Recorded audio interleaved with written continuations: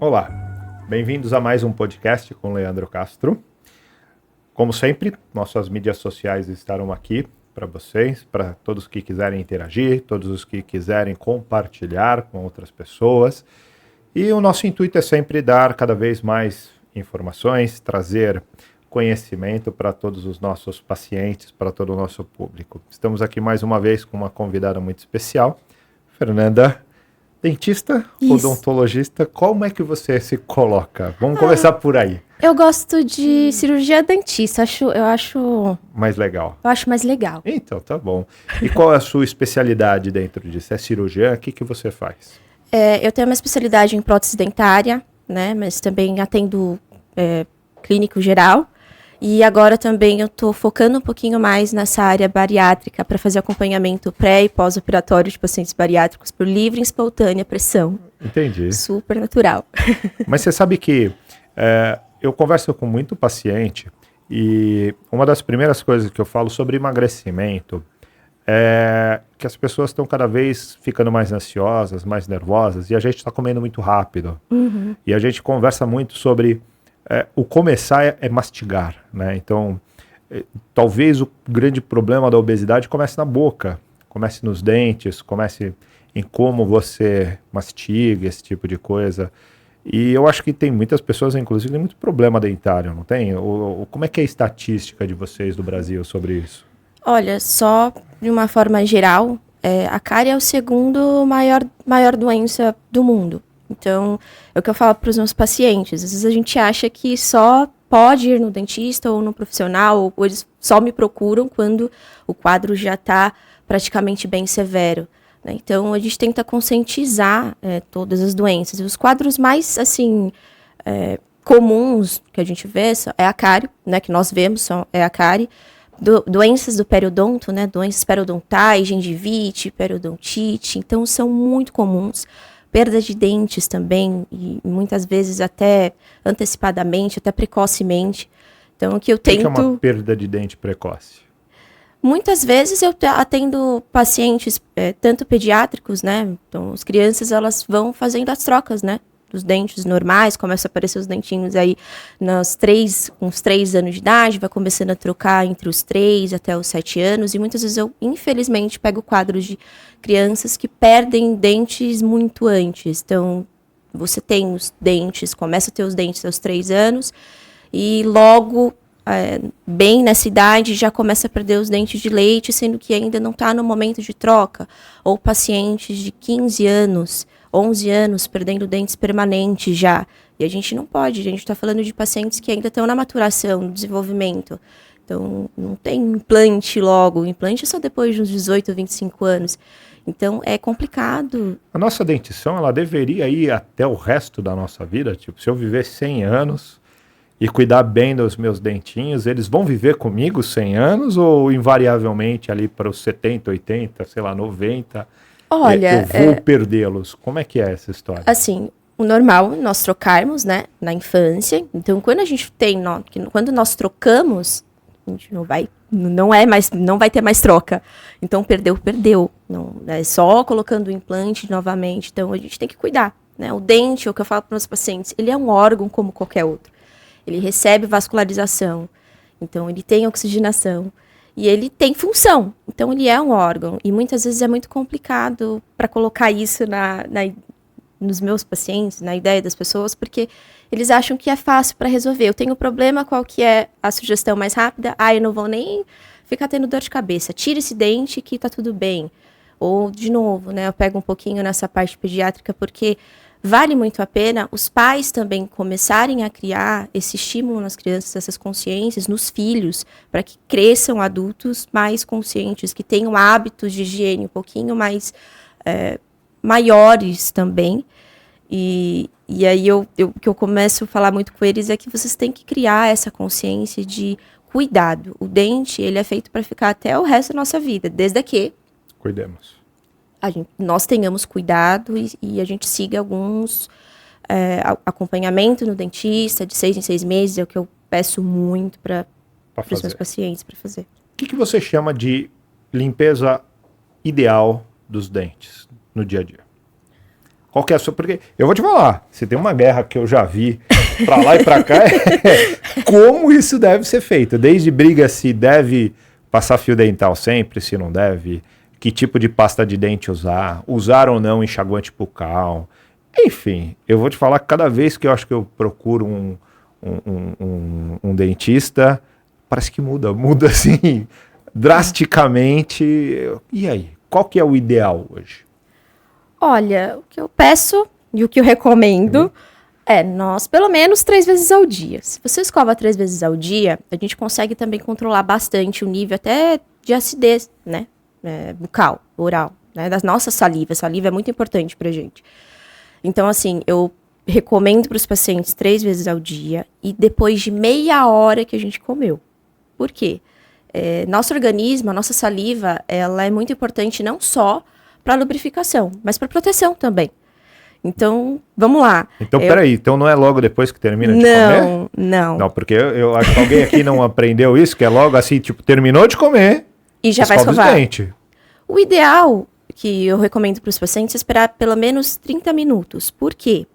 Quando a gente come, principalmente se é uma dieta que é rica em ácido, uma dieta muito ácida, geralmente acontece um processo mesmo nos nossos dentes. Ele perde um pouquinho dos minerais. Certo. Só que a nossa saliva, de uma forma muito inteligente, porque o nosso corpo é maravilhoso, ela vem nesse processo, ela também tem essa função de depositar todos aqueles nutrientes e aqueles minerais que a gente perdeu. Então, volta o cálcio, volta o flúor, e é importante. E dar esse tempo para o seu organismo se recuperar. Porque se a gente não dá esse tempo, o que acontece? A gente perde esses minerais por conta dessa alimentação, que muitas vezes é rica em ácido, e logo depois já vem com o dentifrício, né? Que é a pasta de dente. Então, a gente não está deixando nem a oportunidade no nosso próprio organismo de depositar todos aqueles minerais que ele geralmente depositaria. Então, eu peço para os pacientes, não é que não é para escovar, não estou falando isso. Entendi. Mas eu peço para... Mas eu gostei dessa ideia, porque na verdade deixa aquele gostinho de comida boa na boca por um pouquinho mais de tempo, tá vendo? Para quem não sabia, que achava que tinha que escovar logo em seguida, já mudamos, já estamos melhor. Eu já gostei dessa ideia, é muito mais interessante do que a que o meu dentista mandou eu fazer ali o tempo inteiro. Mas e aí, escovar os dentes, passa fio dental, usa a pasta de dente, como é que é? O fio dental eu peço para passar sempre antes. Antes da escovação. Antes da escovação. A gente vai tirar, principalmente entre o dente e o outro, né? O fio dental, ele ajuda a retirar aquele alimento, aquele acúmulo que ficou de placa, em uma região que a escova não consegue. E sempre prestar muita atenção até como que está a escova de dente. Escova, o certo mesmo... Quero trocar. É trocar aí de 3 em 3 meses. Mas eu falo para o paciente, tudo bem. Pode trocar 2 vezes no ano, 6 em 6 meses. Mas desde que esteja macia. A escova começou a ter cerdas duras, joga fora. Isso é outra coisa também que o paciente fala para mim. Nossa, para mim, quanto mais duro, melhor, porque eu acho que limpa mais. Limpa mais. É mentira. Tipo, estou passando bombril nos meus dentes. É pior. É pior. Eu falo, você está acabando com seus dentes, você está desgastando seus dentes e você não está fazendo higienização. Então, uma boa escovação, nós estamos falando aí de pelo menos esperar esse intervalinho de 30 minutinhos, Legal. que é o ideal, mínimo. Fio dental, pasta de dente e o bochecho você pode usar? Pode. O bochecho, na verdade, ele ajuda mais na questão do mau hálito, do controle do mau hálito, para dar aquela refrescância. Ele não vai ser o principal meio que você vai usar para limpar ou fazer a higienização. Então, basicamente, é isso que eu peço pelo menos 3 vezes ao dia. Você fala em 3 vezes ao dia, mas, por exemplo, hoje, cada vez mais, principalmente quando a gente fala em obesidade, nós falamos em cirurgia de obesidade, nós estamos falando para o paciente se alimentar de 3 em 3 horas. Isso dá uma média de 5 a 6 refeições ao dia. Uhum. E aí, como é que faz? Porque você está basicamente falando que você vai escovar os dentes, basicamente uma refeição sim, uma não. Uma sim, uma não. É. E aí? Pode E deixar? Existe um prejuízo muito grande nessa situação? Não. Assim, se puder fazer escovação, ótimo. Eu falo, não tem problema escovar. Tem paciente que fala, eu escovo mais de 3 vezes por dia. Tá. não tem problema, desde que você tenha os cuidados que eu falei com a escova, por exemplo. Tá. Né? E não utilize muito de força, porque ao invés de isso ser benéfico, isso vai Passa a acabar ser te maléfico. atrapalhando. Agora, o que eu falo para a maioria, pelo menos 3 vezes. Se você escova pelo menos os 3 vezes, tendo todos esses cuidados, não vamos ter muitos problemas. E acompanhamento odontológico, que é Perfeito. algo muito difícil de colocar também na cabeça deles. Eu vou confessar que eu acho que eu escovo 3 vezes ao dia. Eu não consigo escovar mais do que isso. Até porque meio de manhã e meio de tarde são praticamente impossíveis. Uma dentista uma vez falou para mim, falou, faz um bochecho de água quando você terminar, só para dar uma tirada ali, você tomar um café, você comer alguma coisa, mas é isso. E aí, e pasta de dente, sempre? Ou pode ser escovado os dentes sem pasta de dente? Que essa é outra discussão interminável que eu já vi entre profissionais, se toda hora tem que usar ou não, você pode simplesmente passar o fio dental e passar a escova fazendo uma limpeza mecânica e sem a pasta. Olha, eu, na verdade, recomendo que faça o uso da pasta. Perfeito. Né?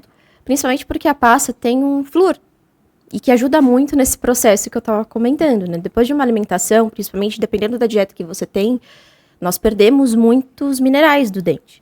Então, o flúor ele também ajuda como proteção. Se você só vai passar ali a escova, você pode até tirar o excesso, mas eu não vou estar compondo, eu não vou estar colocando o flúor ali, eu não vou estar protegendo. Então, como você falou, eu não tenho tempo, né? Às vezes eu tenho paciente também que fala, doutora, desculpa. Você sabe que não é nem não ter tempo, você sabe que eu não consigo, às vezes, carregar. Talvez uma falha minha. Uma pasta de dente, uma escova de dente. Então, às vezes eu vou de manhã para o centro cirúrgico, entro no centro cirúrgico, a gente acaba, às vezes, tomando algum lanche entre ali uma cirurgia e outra. E não tá lá. Fisicamente, ela não tá lá. Eu deveria, talvez, levar uma bolsa, uma mochila. Tem dia que eu levo. Na minha mochila tem, mas não é todo dia que eu tô com ela. Você entendeu? E aí você tem um problema de... E aí? Eu quero, mas eu também não posso, porque também não tá aqui. Dificulta mesmo, né? E aí o que eu falo é questão de hábito. É se forçar. No começo é ir forçando e criando esse hábito. Depois de algum tempo, aquilo vai virar automático. Perfeito. Mas principalmente os pacientes falam, eu não tenho tempo, como é que eu vou resolver isso? Eu falo, mas não sei, dá uma paradinha, leva aquelas pequenininhas, um estojinho, que eu acho que isso facilita também. Importante. Até que sentido que a perda dos dentes no adulto prejudica a alimentação desse paciente? Bom... Você que mexe com isso, deve, né? E aí? O dente, os nossos dentes, eles facilitam no primeiro contato ali da boa digestão. Se eu perco um dente, quer dizer que eu já perco contato e eu não consigo mais quebrar mais aquele alimento. Então, uma boa absorção de nutrientes já começa a partir da boca. Para que quando passe todo aquele caminho até chegar ao estômago, o intestino, isso, até para sua digestão, seja melhor. Sim. Inclusive, nós discutimos no refluxo gastroesofágico que muitas vezes a primeira parte para você não ter refluxo é mastigar adequadamente. Se você não mastiga adequadamente, você força o estômago a ter que cumprir um papel que era da boca, e isso muitas vezes pode até levar um pouco mais de refluxo gastroesofágico em alguns pacientes. E isso é uma coisa legal de você comentar sobre refluxo, porque também é algo que a gente observa muito, que eu observo muito nos pacientes que perdem dentes. Porque eles se preocupam, nossa, eu preciso colocar logo um implante, eu não posso ficar sem dente na boca porque vou ficar feio, ou se preocupa muito mais com a estética, mas essa parte da alimentação que a gente consegue observar, a maior parte dos pacientes que perdem dentes costumam falar que tem refluxo. Olha, eu não aguento mais, tenho muito refluxo, eu não sei mais o que fazer.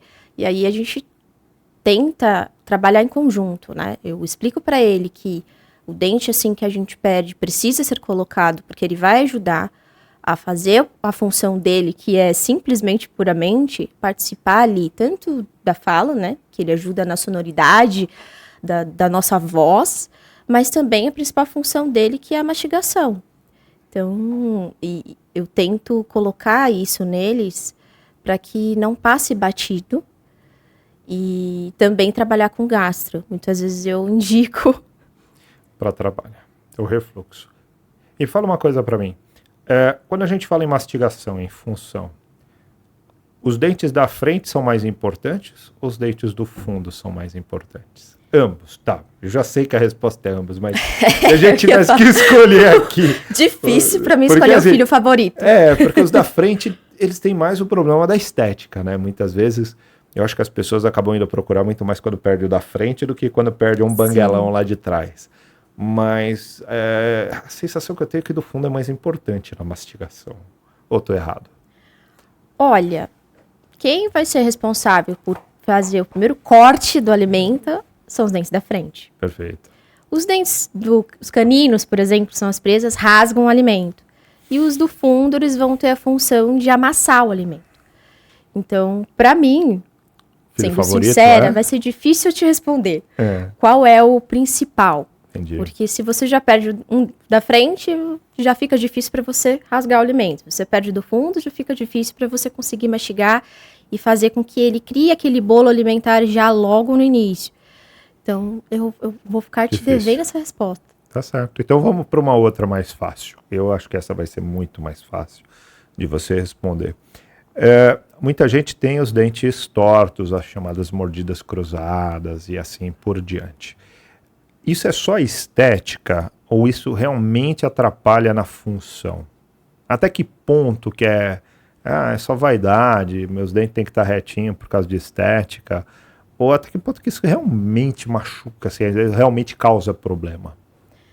Bom, esse é um ponto, né, que eu também gosto bastante de falar.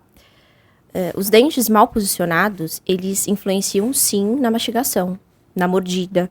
Tem pessoas que têm os dentes muito mal posicionados, ou muito mais para frente, ou de um ladinho. Tem paciente que fala, para mim não me importa muito, esteticamente não me incomoda.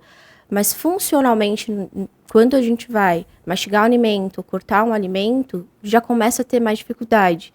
O paciente reclamando, quando eu mordo, fico toda hora mordendo muito minha bochecha, ou fico mordendo muito o meu lábio.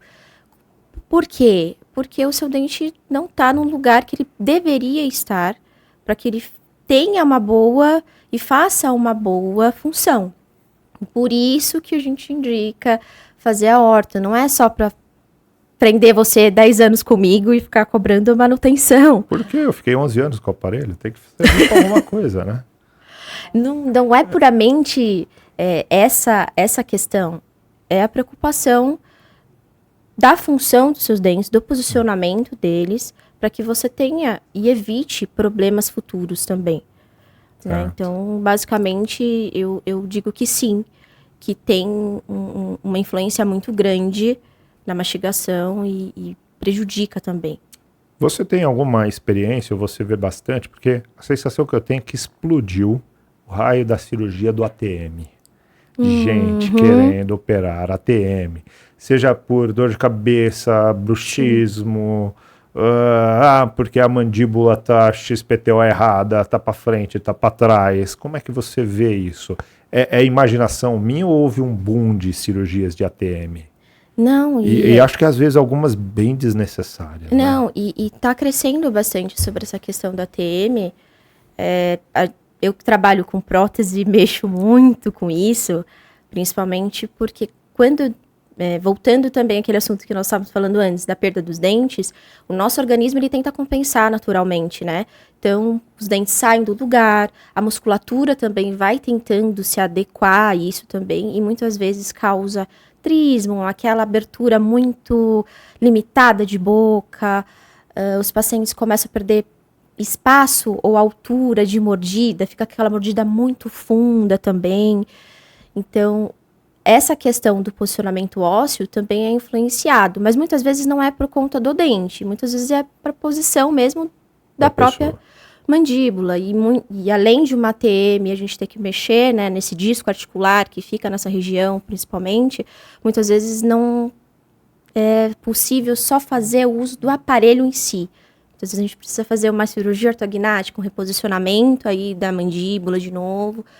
E aí sim, continuar com o tratamento ortodôntico para que nós consigamos chegar ali numa mordida que para ele, para o paciente, vai estar em função, vai estar funcional. Certo. Então, sim, a ATM também é prejudicada nesse sentido exatamente por conta da mordida. Vai mudando muito. O paciente às vezes começa a jogar para o lado, morder cruzado, morder fundo. Então, é muito comum. E fala uma coisa para mim. Eu não sei se você conhece alguma psicóloga boa, mas... Você conhece? Isso é muito bom você conhecer, porque a minha pergunta tem a ver com isso. Até que ponto que a ansiedade, o nervosismo, o estresse do dia a dia levam o paciente a ter problemas de mastigação?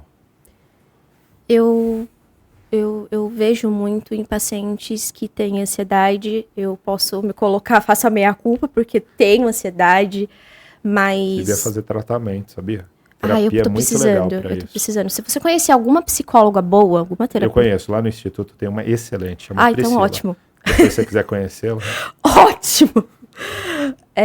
Mas, principalmente pacientes que têm ansiedade, no momento de estresse, eu começo a perceber que tanto nos dentes, a gente começa a perceber já um desgaste nos dentes, principalmente. Aquele negócio de ficar apertando.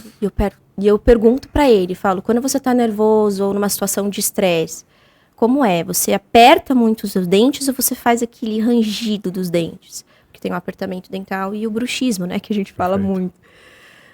O bruxismo tem de dia ou é só de noite? Pode ser dos dois casos. Porque depende. Eu sempre entendi pra mim que o bruxismo era algo que a gente fazia dormindo.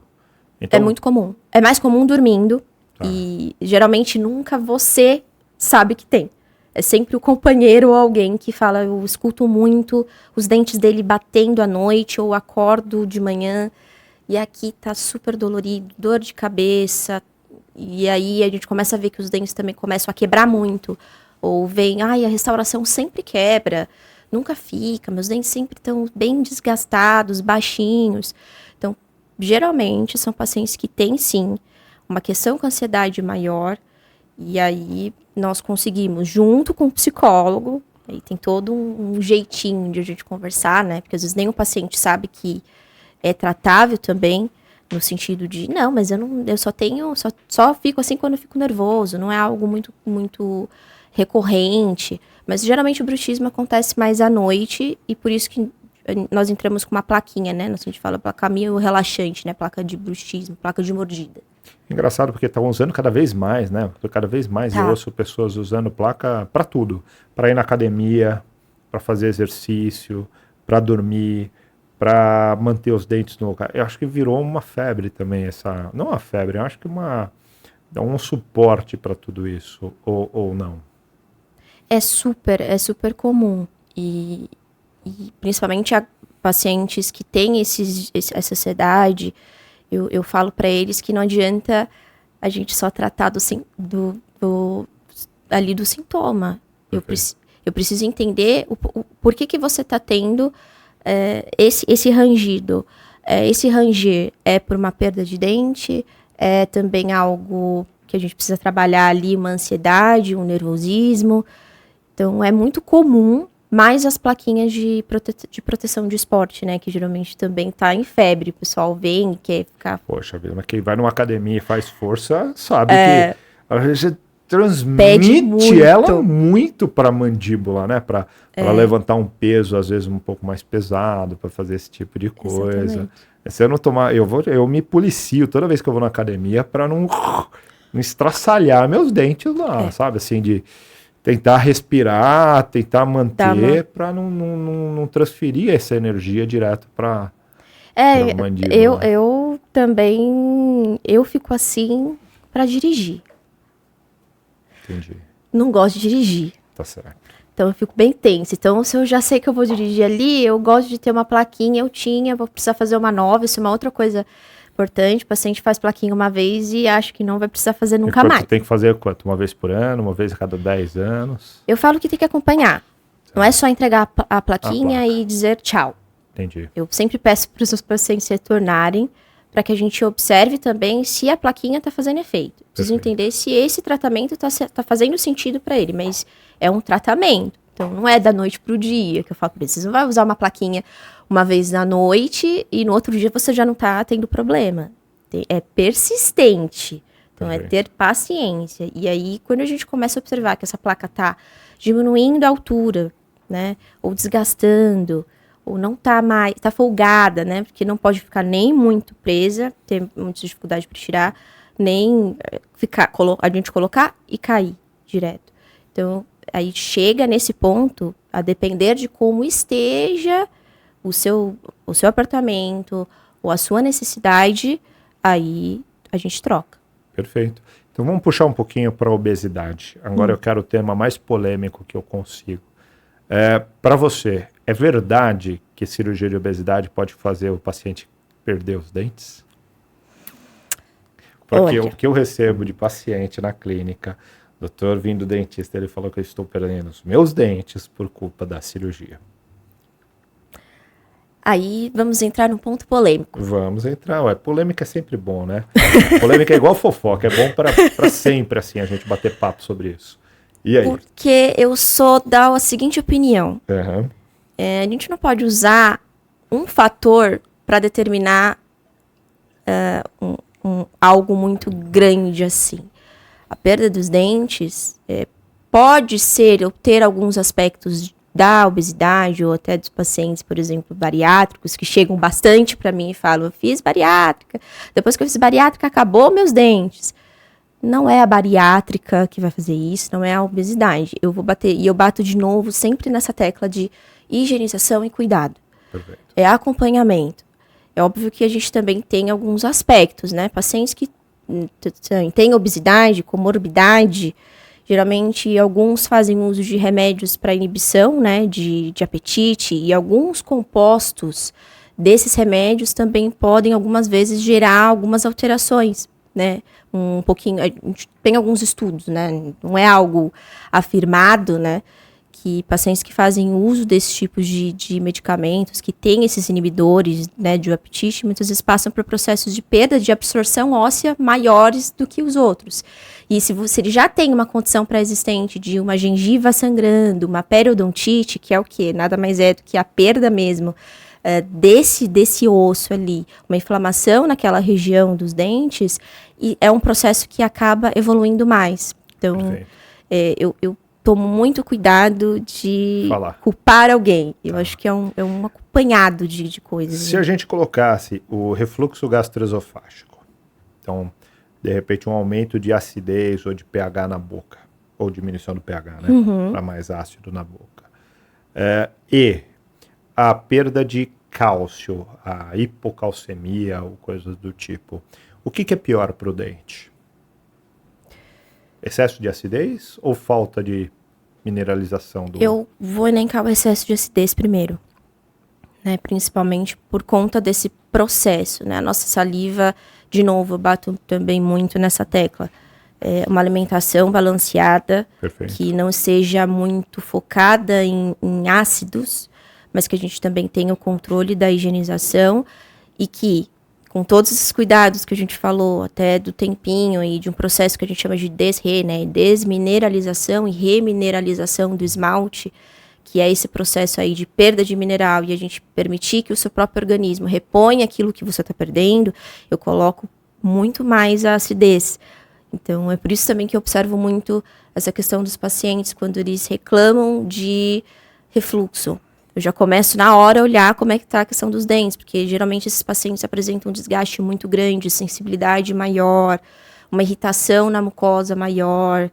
Então, eu já começo, já são alguns indícios de que você está acompanhando também com o gastro, está passando, tá fazendo todos os exames para saber se está tudo certinho. Então, eu coloco primeiro um pH ácido, né, uma acidez, e logo depois, claro, essa questão da perda do cálcio, que também é super importante. A sensação que eu tenho é sempre a mesma. O problema da maior parte dos pacientes é a falta de acompanhamento. Sim. Porque quando o paciente chega, para ele chegar e falar assim, poxa vida, eu já estou perdendo meu dente, amigão, faz quanto tempo que você não faz um acompanhamento comigo, com a cirurgia, com o dentista? Faz quanto tempo que você não faz esse acompanhamento?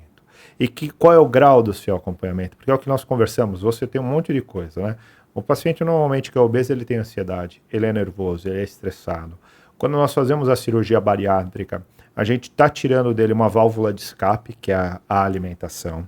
Então, não é infrequente a gente pegar pessoas que às vezes estão um pouco mais nervosas. Eu acho que isso é extremamente comum. Você vê pessoas que estão fazendo dietas de uma maneira geral, ela fica ali às vezes um pouquinho mais, sabe, parece que o pavio tá um pouquinho mais curto, Sim. né? Ele tá um pouquinho mais pronto para estourar. Por quê? Porque ele tá tirando ali aquela coisinha que tirava um pouquinho da frustração dele, esse tipo de coisa.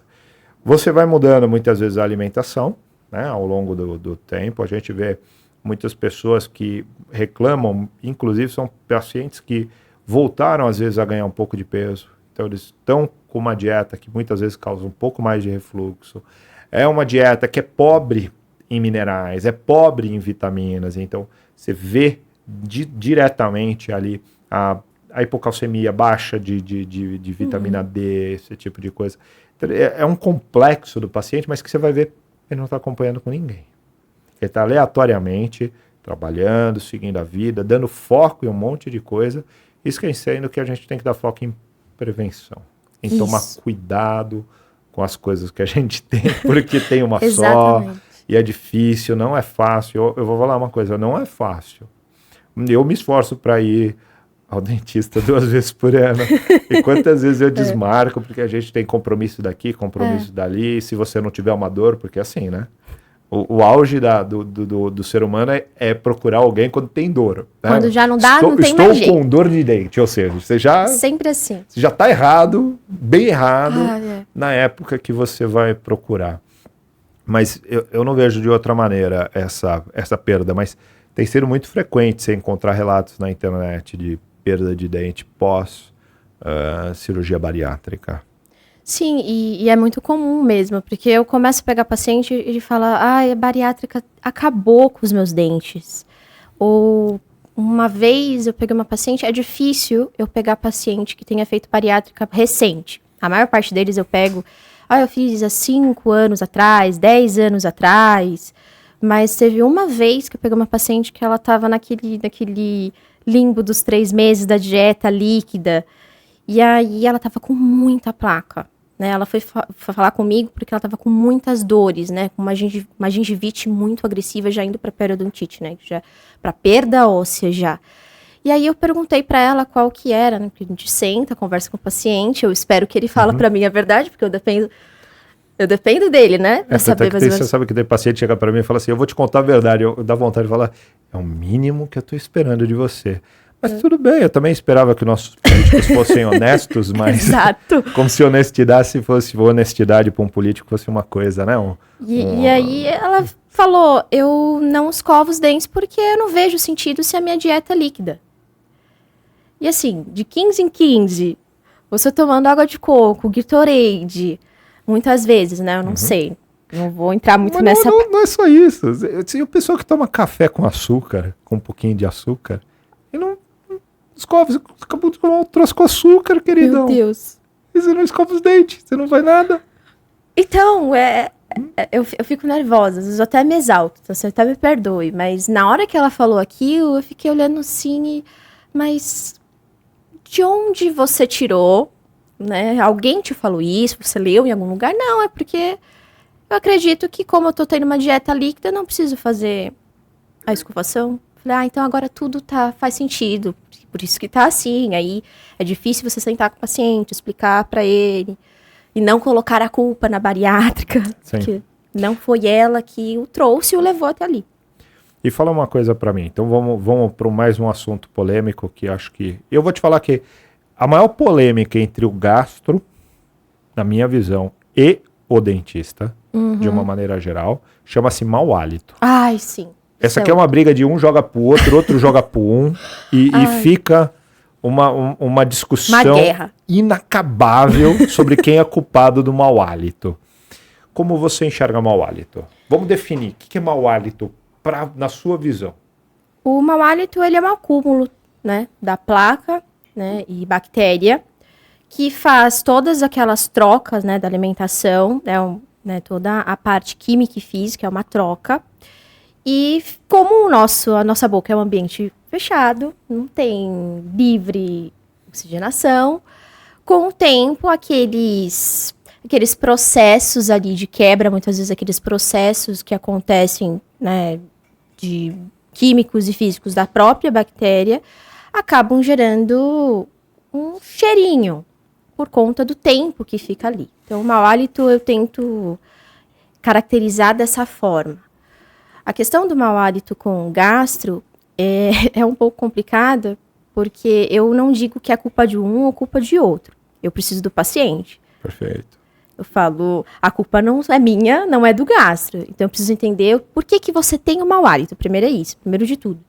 Você tem o mau hálito porque você não tem uma higienização boa, ou você tem o mau hálito porque, além de uma higienização precária, você também não tem uma boa alimentação, ou possa ter algum outro tipo de distúrbio gástrico que a gente precisa avaliar um pouquinho melhor ali. Então, é um trabalho que eu, na verdade, preciso do gastro, muitas vezes. Porque o paciente chega, mas eu escovo tanto meu dente, eu escovo mais de 3 vezes por dia, por exemplo. Ou eu escovo as 3 vezes por dia. Não tenho uma alimentação ruim. Por que eu continuo tendo mau hálito? Aí também eu entro nesse outro ponto. Então, talvez a gente precise investigar um pouquinho mais para entender o porquê que você está tendo ainda essa persistência do mau hálito. Qual que você acha que é a principal causa do mau hálito? Geralmente, é o acúmulo de bactéria na boca. É a falta de higienização. Então, fica aquele tártaro, né? Que eles chegam pra gente na clínica. Eu tô cheio de tártaro na boca. Não, escovação da língua, porque isso também é um fato muito importante. A língua faz parte da sua boca. Então, se você não escova, fica o acúmulo ali de placa e bactéria junto. Então, eu digo que o mau hálito, primeiramente, é a composição ali, a deposição daqueles alimentos que você não remove depois, que você não, por meio da escovação, não higieniza. E aí começa e continua todos os processos químicos e físicos que nós temos ali na boca. Por isso, o mau hálito. Mas é algo polêmico mesmo, porque Sim, é sempre polêmica, assim. eu já falei pra você, eu adoro polêmica igual eu adoro fofoca. Então a gente vai trocar aqui, vamos lá. Agora, vou colocar o que eu ouvi, o que eu vejo, que a gente usa, e você me fala o que você acha disso. Por exemplo, na minha colocação, eu acho que uma das principais coisas que tem causado mau hálito nas pessoas é a falta de salivação. As pessoas desidratam, tomam pouca água, e a saliva vai ficando espessa. E as pessoas têm que lembrar que a saliva faz parte da higienização da boca, né? A gente saliva, ela limpa a boca, você engole a saliva. Sim. E se a saliva fica espessa, tal. Tanto é que muitas vezes, quando o paciente às vezes chega, tô com mau hálito e tal, falou, pega a aguinha, golinho de água, muitas vezes ao dia, e dá uma olhada se você não melhora por reidratar. Tô falando bobagem ou tô no caminho mais ou menos coerente? Não, tá super coerente. Eu falo que a saliva é o motorzinho aqui Da boca. Então, por isso que eu gosto de perguntar para o paciente como que é a sua alimentação. Eu não estou substituindo a nutricionista, mas quando eu pego esses pacientes, eu peço para eles fazerem um diário alimentar para eu entender como que é a alimentação. E é muito difícil a gente ver a ingestão de água. Sim. Hoje em dia, eu vou falar uma coisa para vocês. Tem muito aplicativo que fala, aqueles aplicativos de contar água, tal, não sei o quê. E aí eu falo assim, vamos pôr uma média. Se vocês pegarem, tem por peso também, mas de 1,5 litro a 2 litros por dia. É difícil, gente. Às vezes você começa a trabalhar, você esquece de tomar água. Às vezes pega dias que estão mais frios, principalmente quando vem o inverno. Aí que não toma água. Ainda no verão a gente toma um pouco mais de água. Mas você pega um inverno que fica um pouco mais frio, você não toma. Você vai ver, você contou 2, 3 copinhos d'água durante o dia inteiro. Então, assim, é muito pouco. E você vê a pessoa, muitas vezes, que reclama de mau hálito, tem a boca seca. E tá ali o caos da história. Mas... Agora, eu tenho uma outra que me falam muito, quer dizer, aí é uma falácia. Isso eu ouvi de um dentista há algum tempo atrás, que o uso constante e exagerado de enxaguante bucal poderia mudar a biose, né, o tipo de bactéria que você tem na boca, e que esses enxaguantes bucais, na verdade, eles não matam as piores bactérias que causam mau hálito. É verdade? É mito? É enrolação? Como é que é isso? Não é enrolação. Não é enrolação. Isso foi uma guerra também entre os dentistas e as empresas aí por aí que vendem, porque nós temos estudos científicos. Então, a gente também se usa em alguns artigos científicos sobre isso. Não é que você não pode mais usar nunca mais o enxaguante bucal, mas eu falo para o paciente que não é ele quem vai remover as principais bactérias que vão causar o mau hálito ou principalmente a cárie. Ele vai ser um artifício, né? Ele vai ser ali só para dar um apoio. Mas se você só fazer o bochecho, não ter cuidado com a higienização... E você sabe que tem muita gente que acha que fazer um bochecho substitui a escovação, Exato. né? Tipo assim, não eu não tenho nada, eu fui lá e fiz um bochecho com Listerine e tá tudo certo. Você sabe que assim, a sensação que eu tenho, quem usa muito isso, tem um artifício ainda pior, que é fumante, né? O fumante usava, Sim. algumas pessoas usavam muito desse tipo de artifício para ficar com a boca cheirosa, né? Aquele frescor, né? Aquele frescor que dura o quê? Uma meia hora, né? O frescor vai embora, meia hora depois não tem mais nada. Porque é isso que eu falo pro paciente, é só para ficar aquele frescor, é para te dar aquela sensação de que tá limpo, que tá tudo bem. Mas não é ele que vai combater, assim, você pode não ter o mau hálito, vamos falar bem a verdade. Você não vai ficar com mau hálito. Você sabe que é por isso que eu perguntei para você qual a sua definição de mau hálito, né? Porque eu já peguei paciente que ele acha que se ele não tá com frescor na boca, ele tá com mau hálito. Ele não entende o que é mau hálito. Para ele, o mau hálito é simplesmente o medo de ter o mau hálito. Sim. O medo de alguém falar para ele que ele tem mau hálito. Toda hora ali. Então ele tá sempre com chiclete ou enxaguante bucal. E ele acha que aquilo é um problema. E eu acho que mas é psicológico, não oficialmente um problema. Mas tudo bem. E é legal você comentar sobre essa questão, né, do medo do mau hálito, porque é realmente muito comum dos pacientes, mas tem uma outra preocupação, né, que eu não ter o mau hálito, eu vou começar chiclete, bala, tudo com açúcar, tudo que nós dentistas a gente adora. Ama de paixão, super bom para os dentes. Não, assim, é só para ajudar, é um combo de coisas. E aí eu falo, o que vai resolver, quem tem o mau hálito, inevitavelmente, sabe que tem propriamente mau hálito. É quase, você sente o seu próprio cheiro. O paciente, ele fala, eu sinto com a boca fechada. É um gosto ruim, mas ao mesmo tempo, ele consegue sentir o tempo inteiro. Então, na dúvida, tem paciente também que gosta daqueles sprays que tem direto, ó, que usa. Paciente com boca seca, eu até peço para usar aquela saliva artificial muitas vezes, que também acaba ajudando. Eu falo até que pode pegar uma goma, um chiclete, sem açúcar. Que aí já me ajuda. Para também estimular, voltando também à questão da saliva, também ajuda também e estimula aí a produção de saliva e também ajuda nessa questão também do controle da placa e do mau hálito também. Quando a gente está falando de diagnóstico desse mau hálito, um colega, muitos anos atrás, dentista, me falou um truque que ele falava para os pacientes dele fazerem para saber se tinha ou não mau hálito, que era pegar um fio dental sem cheiro, aqueles fios dentais, passar nos dentes do fundo, tirar e cheirar, para ver se existe o cheiro no fio dental. E se tivesse o cheiro, logicamente, estava ali, né? Estava ali o problema, Sim. A falta de higiene, a falta de alguma coisa. Você acha válido isso ainda ou você tem algum outro truque mais interessante? Olha, é válido. É uma opção. Mas tem algo mais simples. Por favor, vamos lá. Fazer a conchinha. Sim. E sentir. A conchinha, assopra e muitas vezes você já consegue sentir aquele cheiro. Aquele cheiro. Então, óbvio, a gente não vai estar aqui, eu não vou fazer isso aqui agora, né? Entendi. Mas também é uma opção para quem tem.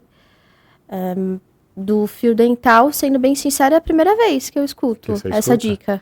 Então, ele falou lá atrás para mim, falou uma das coisas mais interessantes, porque chegava muito paciente no consultório da gastro, falou assim, doutor, eu tô com mau hálito, mas eu fui no dentista, ele falou que eu não tenho cárie, que eu não tenho nada, então, com certeza é teu. E não era, até porque ele me contava e falava assim, Leandro, às vezes a pessoa escova os dentes para ir no dentista. Sim. E dentista que não vê periodontite, não vê nada, ele não vê nada. Ali fala pro paciente, obrigado, até logo, foi uma limpeza básica, o hálito continua. Ele falou, pede pro paciente usar esse fio dental ali no horário que ele acha e sentir o cheiro. E que se for dos dentes, vai estar ali, vai estar na cara do fio dental o cheiro do... Eu falo que é muito difícil você ter mau hálito e não conseguir identificar que tem. É muito difícil. Então, mas aí entra aquilo lá que eu te falei, né? O problema muitas vezes é a pessoa que está sentindo do lado, né? Então, qual é realmente esse diagnóstico de mau hálito? Por exemplo, tem muito paciente que arrota muito e o arroto é horroroso, né? Ele é um causador, literalmente, de um mau hálito. E arrotar não é uma coisa infrequente, é uma coisa relativamente comum.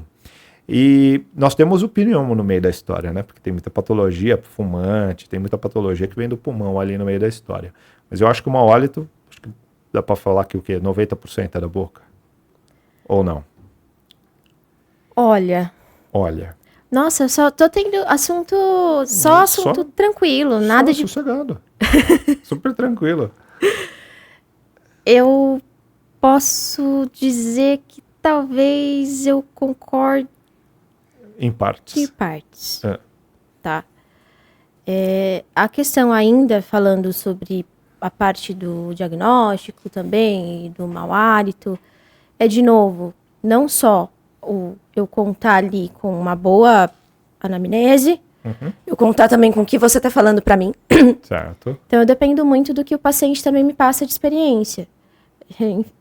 Felizmente ou infelizmente, eu preciso entender, eu preciso que ele confie, né, os pacientes confiem na gente e conte realmente quais são as queixas, quais são os problemas, para que eu, em conjunto com uma avaliação clínica, eu consiga entender o que realmente está acontecendo. Perfeito. Porque às vezes não é eu fico um pouquinho assim, porque não é um motivo, é uma gama de coisas que a gente precisa trabalhar.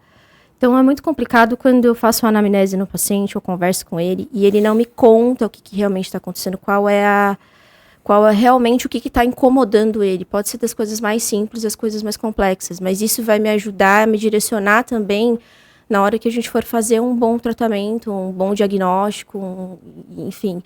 É por isso que é tão importante que ali, naquele momento, eles falem a verdade, ou sejam o mais verdadeiros possíveis, ou mais claros possível, porque isso vai facilitar muito no nosso tratamento, no nosso andar de todo o andar da carruagem, como que a minha avó gostava de falar. Então, facilita muito quando também a gente tem essa troca com o paciente. Legal. E você estava falando para mim, um pouco antes da gente começar, sobre pré- e pós-operatório. O que você está desenvolvendo em termos de pré- e pós-operatório? Seria mais essa questão mesmo, né? De os pacientes, muitos deles não têm esse conhecimento de preparo bucal, né? Principalmente usando mais os exemplos dos pacientes pós, que reclamam muito de uma bariátrica. Às vezes você já tinha problema antes de fazer. Então, o que a gente precisa entender? Eu preciso entender se você está com placa, se você tem cárie, se você já tem condições predominantes que Perfeito. Depois de uma cirurgia bariátrica pode ser que se exacerbem. Então, dar o melhor direcionamento para esses pacientes, para que eles entendam que não é só, e eu não estou tirando a importância de nenhum profissional, pelo amor de Deus, não é isso que eu estou querendo dizer, mas o dentista ele também faz parte disso. Porque eu vou acompanhar esse processo com você de alguma forma. O dentista tem que fazer parte, porque como você falou, faz parte do corpo, faz parte da saúde, embora a gente tenha feito aí uma faculdade separada no Brasil, e ela é separada, mas ela é uma integração, não tem como a gente escapar, né? Então, por exemplo, para nós que somos gastros, como eu falei, começa na boca, não tem como não começar na boca, não tem como fugir desse fato, né? Talvez eu acho que no Brasil ainda porque tem que ser uma especialização completamente separada. Tamanho é essa carga de especialização, né? Mas me fala uma coisa, por exemplo, tem muito paciente que tem abscesso bucal, Ele é causado fundamentalmente por cáries? Qual que é a principal causa desses abscessos de boca? Eu pergunto isso porque tem muita gente que às vezes não presta atenção nisso e acaba indo para uma cirurgia para ter um abscesso bucal depois, e isso é perigosíssimo, né? Muito. E aí, qual é a causa desses abscessos bucais? Ele inicia com a cárie. Com a cárie. Né? Então, por isso que é tão importante fazer um diagnóstico, fazer o acompanhamento antes, porque quanto mais o tempo vai passando, a cárie é uma bactéria. Então, a tendência é que ela vai aumentando, aumentando, aumentando. Cria-se, chegue, né, que a gente fala no canal, né, que é tão temido o canal, meu Deus, e agora? Prefiro arrancar o dente do que fazer o canal. Se você deixar a cárie bem grande, é bem capaz de você ter que arrancar o dente, né? Exato. Eu falo, Já não, que eu a prefiro bactéria tudo. comeu todo o seu dente. Eu prefiro, uma pessoa muito importante já falou isso pra mim. Eu prefiro ter um filho do que arrancar um dente. A dor do canal eu também não quero nem passar. Então, o abscesso, ele é uma infecção. E ele é causado pela bactéria do canal, bactéria da cárie, perdão, quando chega no canal. E aí tem 2 motivos, né? Tem pacientes que sentem muita dor, mas não tratam, e depois, com o tempo ali, aquela polpinha, aquele nervinho que fica dentro do dente, ele sofre necrose. E aí você não sente mais nada. E aí o paciente acha que tá tudo bem. Perfeito. Tá tudo certo. Só que tá acontecendo ali umas trocas, tá acontecendo, a cárie ainda tá ali, a bactéria ainda tá ali, esses processos ainda acontecem, ela continua evoluindo, e aí essa infecção tem tanto inflamação quanto uma infecção, e vem o abscesso, né, que é nada mais do que aquele pus, aquelas células de defesa que o nosso organismo produz para tentar combater aquela agressão, porque se você não tratou o canal, deixou ali também a cárie, chegou já nesse ponto, primeiro que a gente vai ter que entrar com antibiótico terapia, antes de fazer qualquer coisa, muitas vezes eu preciso drenar. Tem casos em que eu preciso drenar intra, e tem casos que a gente precisa abrir por fora, porque incha muito. Você sabe que eu tive um caso desse na família. Minha esposa é neurocirurgiã, né? Então ela pega muito, porque esses abscessos de face, gente, são perigosíssimos. O pessoal não dá muito valor, mas esse abscesso de face pode dar AVC, pode dar trombose. Gente, é muito perigoso. Eu tive um primo meu que teve um abscesso por causa de cárie, ficou internado quase 60 dias, teve insuficiência renal de tanto tomar antibiótico, da dificuldade de, depois de instalado, de fazer um tratamento adequado desse abscesso, né? Porque é uma região contaminada, É difícil. é uma região complexa de ser mexida depois que super inervada. Então, é complicado pra gente conseguir. Então, eu que falo, gente, já começou, já tratem logo. Canal também, eu falo muito para os pacientes, se você não trata, você está capaz de ter uma endocardite bacteriana, uma infecção, super perigoso. Como é que eu vou fazer uma coisa assim? Como é que você vai se colocar também numa mesa de cirurgia, sendo que você também já está com um quadro de infeccioso antes? Então, você está se colocando e está num lugar de muito risco.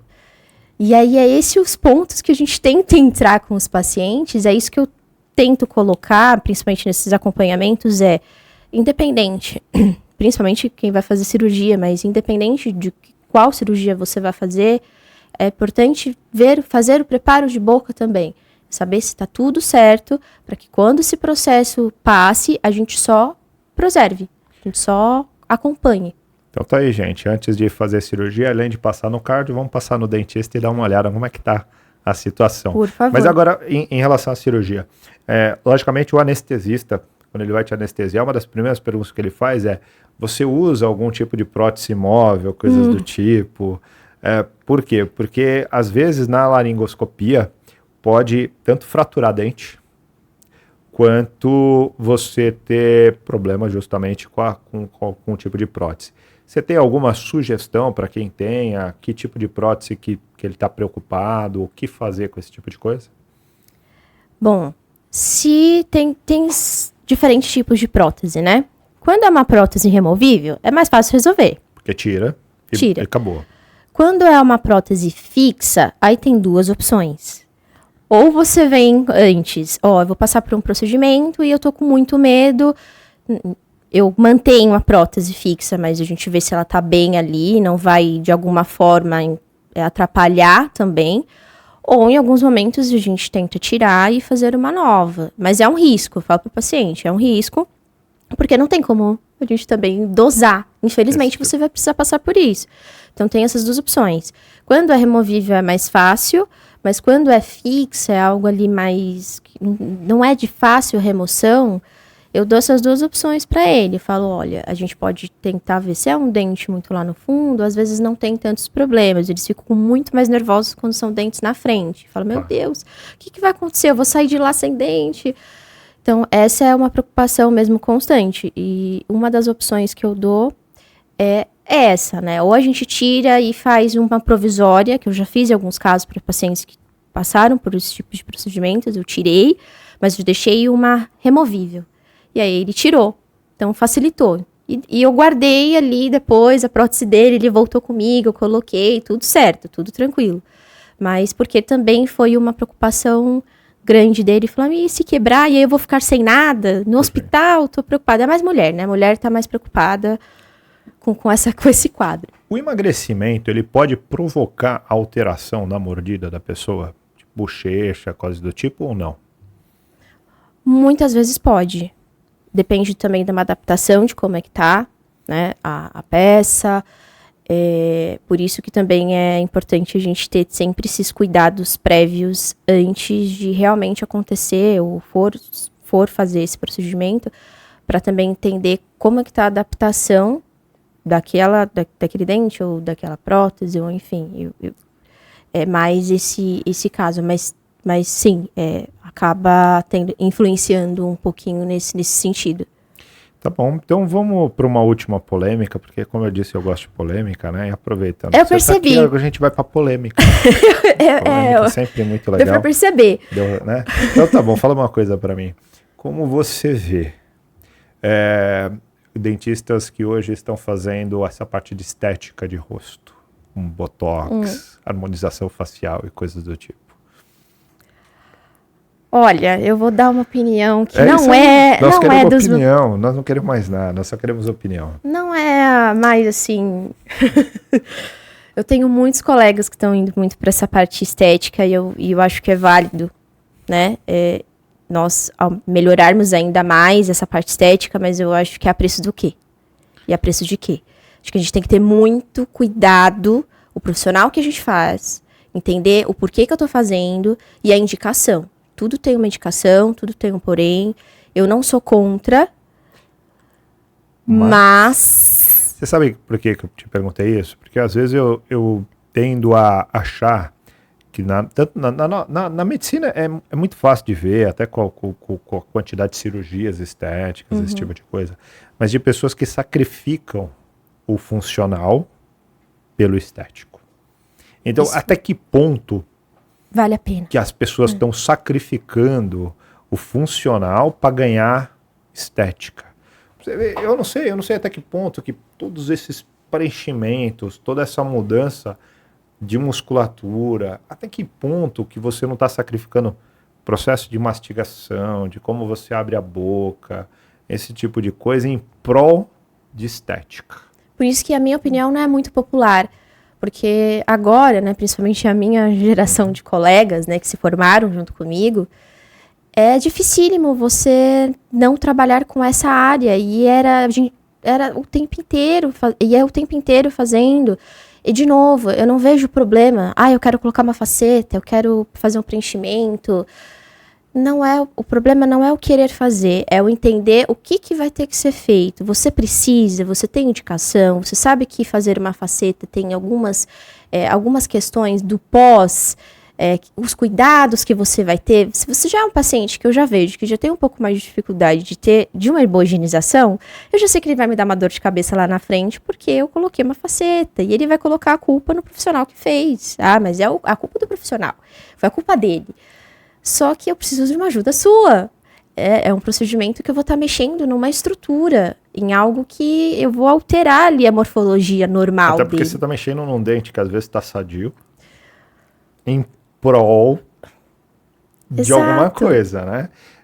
Tem muita gente que fala sorriso de dentista, né? Que é o sorriso do dente perfeitinho, que é nitidamente feito pela estética bucal. Ou isso também mata, prejudica muito função, alguma coisa assim?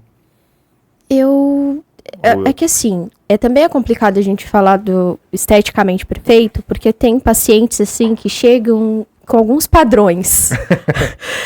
Eu quero ficar igual Fulano de tal.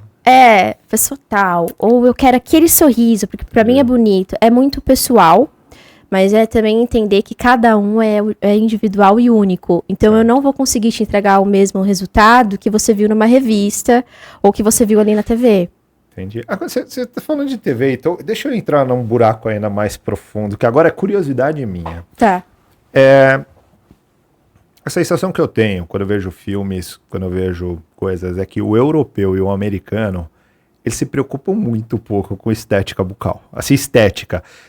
Você vê às vezes você vai lá, você fica olhando o que você vê de ator com o dentinho torto, sabe? Coisa que aqui no Brasil parece não ser tão tolerável, sabe? Tipo, você tem um dentinho torto. Eu não sei, será que nós temos mais profissionais?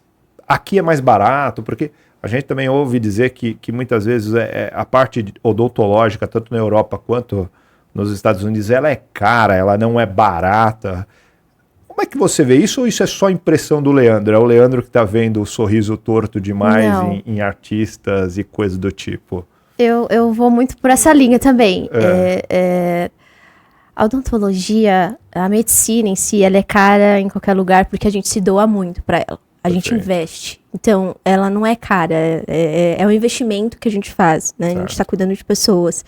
Então, eu evito falar nesse sentido porque cada profissional tem, né, o seu valor, né, o seu conhecimento. Mas aqui, nós, brasileiros, sul-americanos, a gente se preocupa muito com a estética. Estética dental. Muito mais do que o americano. Muito mais, por exemplo, que o americano. Os caras famosos que eu fico olhando e falo, uai, que é isso aí? Tá com os dentes tudo torto. Eu não vou citar nome aqui, mas você deve ter alguns também. Eu fico impressionado, porque isso não é comum no meio brasileiro. Porque acho que para os nossos hábitos também, né? Eu tenho alguns amigos que vêm às vezes para cá, americanos, e toda hora eles ficam assim, mas você vai escovar o dente agora? Depois do almoço? Porque eles têm uma outra visão cultural, é cultural deles, né? Eu acredito que seja muito, muito essa questão cultural, e também por conta dessa moda do corpo perfeito. A gente tem que estar sendo perfeito o tempo inteiro. E aí a gente vê na TV, e aí eu quero ser igual. Sim, mas é isso que porque é estranho, é o padrão, né? Porque o padrão, você vê, nós estamos falando de atores e atrizes, por exemplo, americanos e europeus, que são os que que eu vejo direto, assim, né? Que você vê em filme e tal. Então, quer dizer, são pessoas que têm estética, que estão preocupados com cabelo, com maquiagem, com rosto, com uma pá de coisa. E na hora que você olha pra boca e fala, amigão, tá faltando alguma coisa aí, né? Você fala, meu Deus, isso, como pode? Como deixa, né? Nossa, eu fico abismado às vezes. Eu comento daqui, eu comento ali, eu falo, eu não consigo uma explicação. Aqui também a gente tem essa cultura de priorizar muito a prevenção, né? O sul-americano, ele previne mais do que o europeu, do que o americano. Geralmente, eles têm mais problemas nesse sentido, eles gastam mais, porque geralmente eles não têm esse cuidado. Não é focado, tanto que, assim, isso eu falo desde a época que eu me formei, e a gente recebia bastante colegas de outros países. O nosso foco constantemente na palavra prevenção. E com eles é muito no controle, no que eu vou fazer depois. Não é focado muito na prevenção. Então, se a gente tem uma odontologia, é uma odontologia que eu recebia pacientes da Europa para passar aqui, porque os nossos profissionais aqui no mercado sul-americano, eles são mais preparados para isso. Então, e isso é algo que eu não estou falando só para levantar minha bola, não. Sim. Mas não é só na odontologia. Em toda a área de saúde, se você for dar uma olhada, o Brasil é pioneiro em muita coisa. Desde cirurgia, eu estava conversando com endoscopistas. Nós temos umas metodologias que parece que em muitos países do mundo elas não são realizadas. E se fossem realizadas, talvez combatessem melhor certos tipos de patologias. E como agora eu tenho certeza que a dental também, porque fica aquela conversa de será que será que não é, mas enfim. E isso é legal porque nas trocas a gente começa a ver mesmo essa diferença, né? Então, Excelente. é algo que a gente, ainda bem, é algo que a gente é motivo de orgulho também. Muito bom. Querida, muito obrigado pela sua Imagina. presença. Você tem algum recado que você queira deixar para o pessoal? Alguma última coisa que você queira falar para todo mundo? Além de escovem os dentes. Não vai falar escove os dentes, né? É o tchau de todo dentista. Escove os dentes. Por favor, 3 vezes ao dia, escova os dentes. Não, tá sem ser essa aí. Eu gostaria primeiramente de agradecer a oportunidade desse bate-papo, foi super legal. Sendo sincera, estava um pouquinho nervosa, a gente fica um pouquinho. Não precisa, né? É tranquilo, a gente fala do dia a dia, é interessante porque são as coisas que vêm do dia a dia. E, inclusive, gente, estamos deixando aqui, de novo, as mídias sociais, os QR Codes, é só interagir com a gente, é só fazer perguntas, a gente traz a Fernanda aqui de novo para a gente conversar, para tirar dúvidas, para ver o que mais nós podemos unir para melhorar. O que mais? Algo mais? Bom, escovem os dentes. Não, mas é importante que os pacientes se conscientizem, que apareçam mais no consultório odontológico, não venham só quando você sentem dor, por favor, porque aí fica complicado mesmo. Mas, de toda forma, novamente aqui estender e se precisar que eu retorne, foi super legal essa troca. Então, também fico à disposição. Obrigada pelo convite, de verdade, pela oportunidade. Muito obrigado por tudo. Gente, muito obrigado para todos que estão nos assistindo. Voltamos em breve. Deixamos aqui as nossas mídias sociais. Sempre que vocês quiserem interagir com a gente, compartilhar. Muito obrigado e até a próxima.